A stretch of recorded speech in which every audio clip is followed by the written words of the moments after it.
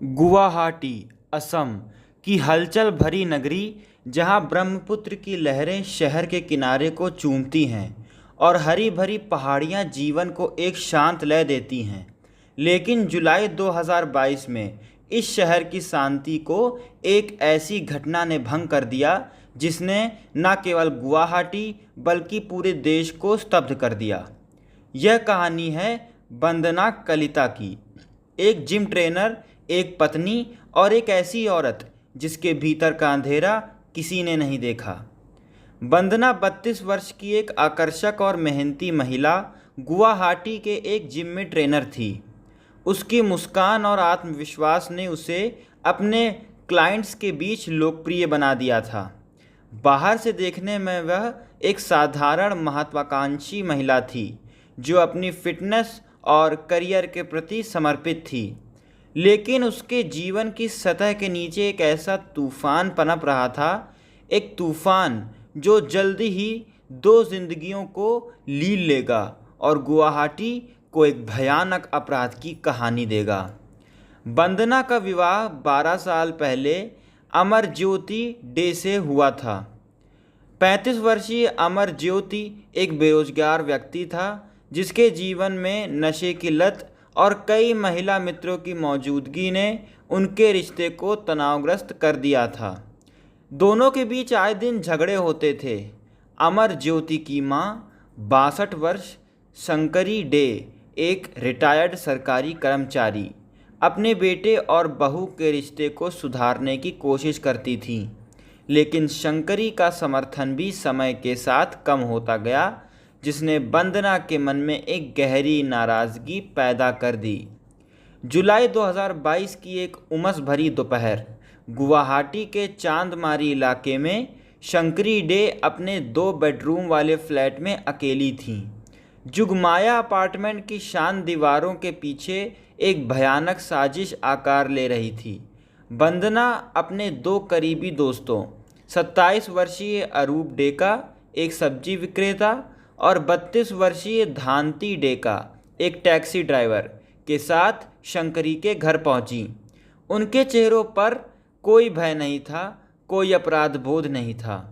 उनके इरादे स्पष्ट थे, शंकरी को हमेशा के लिए चुप करना। पुलिस आयुक्त दिंगत बराह ने बाद में प्रेस कॉन्फ्रेंस में खुलासा किया कि वंदना और अरूप ने शंकरी को तकिए से दबाकर उनकी हत्या कर दी। फिर एक बेलन से उनके सिर पर वार किया गया ताकि कोई शक न रहे कि वह जीवित नहीं बचीं। लेकिन यह हत्या का अंत नहीं था। इसके बाद जो हुआ वह किसी के भी रोंगटे खड़े कर सकता था। तीनों ने मिलकर शंकरी के शरीर को 3 टुकड़ों में काटा। धांति बाहर पहरा दे रहा था, जबकि वंदना और अरूप ने इस भयावह कार्य को अंजाम दिया। शव के टुकड़ों में पॉलीथीन बैग में फेंक दिया गया और उसको पैक किया गया, और हत्या में इस्तेमाल किए गए हथियार, एक धारदार गड़ा से को भी अलग से लपेटा गया। रात के अंधेरे में धांति की हुंडई एक्सेंट कार में ये टुकड़े लादे गए और तीनों मेघालय के चेरापूंजी की ओर रवाना हो गए।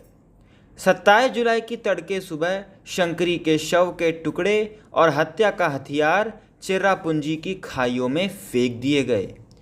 शंकरी की हत्या के बाद वंदना ने कोई पश्चाताप नहीं दिखाया। उसने सामान्य जीवन जीना जारी रखा, लेकिन उसकी नज़र अब अपने पति अमरज्योति पर थी। 17 अगस्त 2022 को नूनमती के उस फ्लैट में जहां वंदना और अमरज्योति साथ रहते थे, एक और भयानक अपराध हुआ। वंदना, अरूप और धांति ने मिलकर अमरज्योति पर हमला किया। एक लोहे की रॉड से उनके सिर पर वार किया गया, जिससे वह बेहोश हो गए। फिर उसी गडासे से उनके शरीर को 5 टुकड़ों में काट दिया गया। पिछली बार की तरह शव के टुकड़ों को पॉलीथीन बैग में पैक किया गया और धांति की कार में मेघालय के दावकी जंगल की ओर ले जाया गया। 18 अगस्त की सुबह अमरज्योति के शरीर के टुकड़े दावकी की घनी झाड़ियों में फेंक दिए गए। इस बार भी हत्या के हथियार को अलग अलग जगहों पर ठिकाने लगाया गया। वंदना की चालाकी यहीं ख़त्म नहीं हुई। उसने नूनमती पुलिस स्टेशन में अपने पति और सास के लापता होने की शिकायत दर्ज की ताकि किसी को शक ना हो। उसने एक सामान्य पत्नी का नाटक किया जो अपने परिवार की चिंता में डूबी थी, लेकिन उसका यह धोखा ज़्यादा दिन तक नहीं चल सका। नवंबर 2021 में शंकरी के भतीजे निर्मल्या डे ने नूनमती पुलिस स्टेशन में एक शिकायत दर्ज की। उनका दावा था कि शंकरी के बैंक खाते से अनधिकृत रूप से पैसे निकाले जा रहे थे। यह शिकायत पुलिस के लिए एक महत्वपूर्ण सुराग बन गई। जांच शुरू हुई और पुलिस का ध्यान वंदना की ओर गया। पता चला कि शंकरी के खाते से पैसे निकालने वाली कोई और नहीं बल्कि वंदना ही थी। 14 फरवरी 2023 को वंदना खुद पुलिस आयुक्त के कार्यालय पहुंची, यह शिकायत करने कि उसकी सास और पति के लापता होने की जांच में कोई प्रगति नहीं हो रही थी। लेकिन इस बार पुलिस ने उसकी चाल को भांप लिया। 2 दिन की गहन पूछताछ के बाद वंदना टूट गई और उसने अपने अपराध को स्वीकार कर लिया। उसने बताया कि उसने अपनी सास और पति की हत्या की थी और उनके शवों को मेघालय में ठिकाने लगाया था।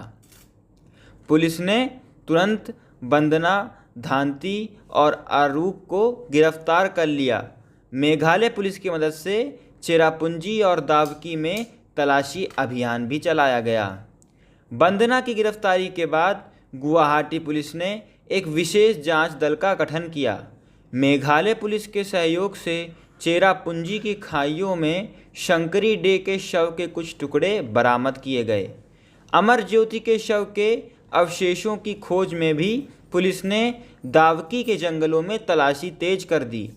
हर कदम पर वंदना की कहानी की परतें खुलती गईं और उसका बनाया धोखे का जाल भी ढह गया। पुलिस आयुक्त दिंगत बराह ने प्रेस को बताया, वंदना ने शुरू में हमें गुमराह करने की कोशिश की, लेकिन सच्चाई सामने आ ही गई। जांच में पता चला कि वंदना का एक विवाहेतर संबंध था, जिसे पुलिस ने हत्याओं का संभावित मकसद भी माना। अमरज्योति की नशे की लत और उसकी कई महिला मित्रों के साथ संबंधों ने उनके वैवाहिक जीवन को तनावपूर्ण बना दिया था।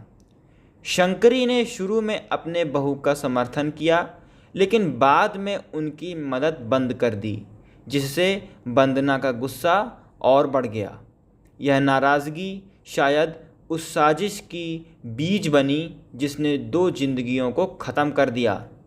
वंदना के पिता कामिनी कलिता ने अपनी बेटी के अपराधों पर गहरा दुख जताया। उन्होंने पुलिस से कहा, अगर उसने यह अपराध कबूल किया है तो उसे गोली मार दो।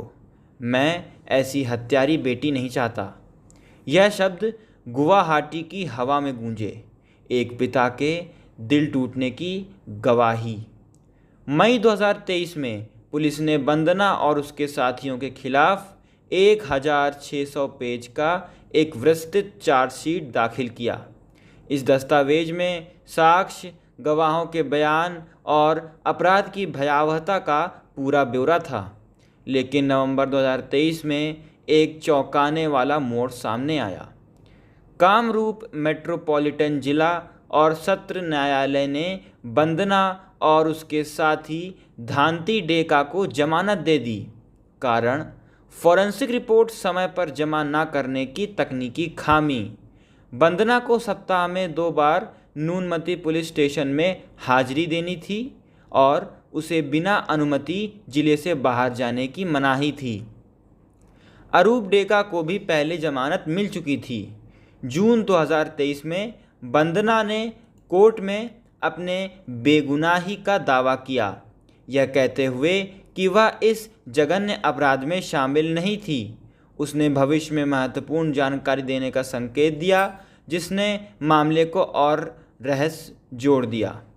लेकिन गुवाहाटी की जनता के लिए यह मामला अब केवल अपराध की कहानी नहीं था, यह विश्वास और सुरक्षा के टूटने की कहानी बन गई थी।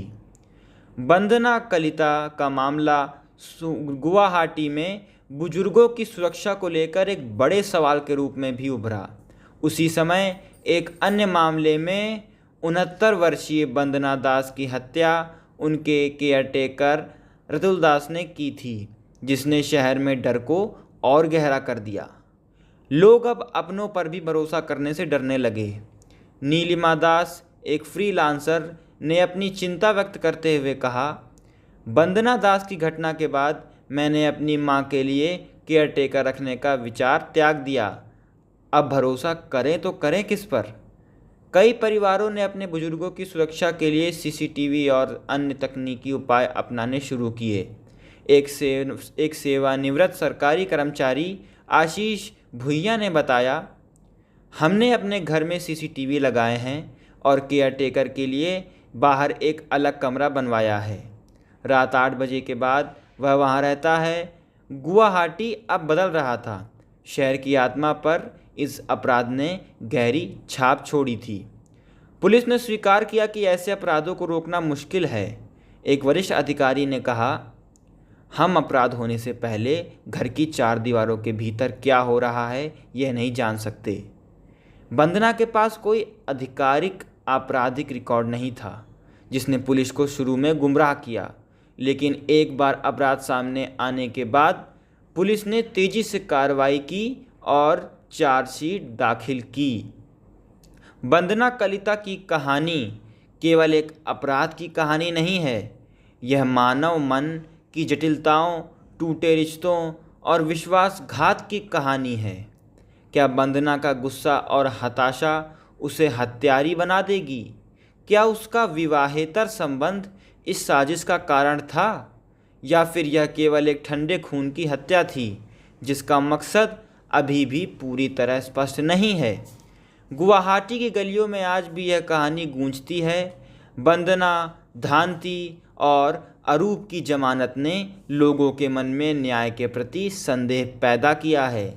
क्या वे फिर से समाज में शामिल हो पाएंगे, या यह मामला गुवाहाटी के इतिहास में एक काले अध्याय के रूप में हमेशा के लिए दर्ज रहेगा? समय ही बताएगा, लेकिन एक बात निश्चित है, वंदना कलिता का नाम अब गुवाहाटी की शान सड़कों पर एक भयावह साए की तरह मंडराता है। यह वीडियो आपको कैसी लगी दोस्तों? इसमें हमने आपको एक जानकारी देने की पूरी कोशिश की है। अगर वीडियो पसंद आई हो तो वीडियो को लाइक करें, ज़्यादा से ज़्यादा शेयर करें, जिससे लोगों के अंदर अवेयरनेस बढ़े, लोग जागरूक हों और ऐसी दिक्कतें आगे चलकर ना हो पाएँ, उनमें घटोतरी हो। अगर आपको कोई नए टॉपिक पर वीडियो चाहिए हमारे चैनल पर तो हमें कमेंट करके ज़रूर बताएं। सब्सक्राइब करने के बाद बगल में जो बेल आइकन है उस पर क्लिक करके उसको ऑल पर सेट कर दें, जिससे हमारी आने वाली हर लेटेस्ट वीडियो आप तक सबसे पहले पहुंचे और आप उसके सबसे पहले व्यूअर बने। मिलेंगे आपसे अगली वीडियो में, तब तक के लिए अपना ध्यान रखें। धन्यवाद, नमस्कार।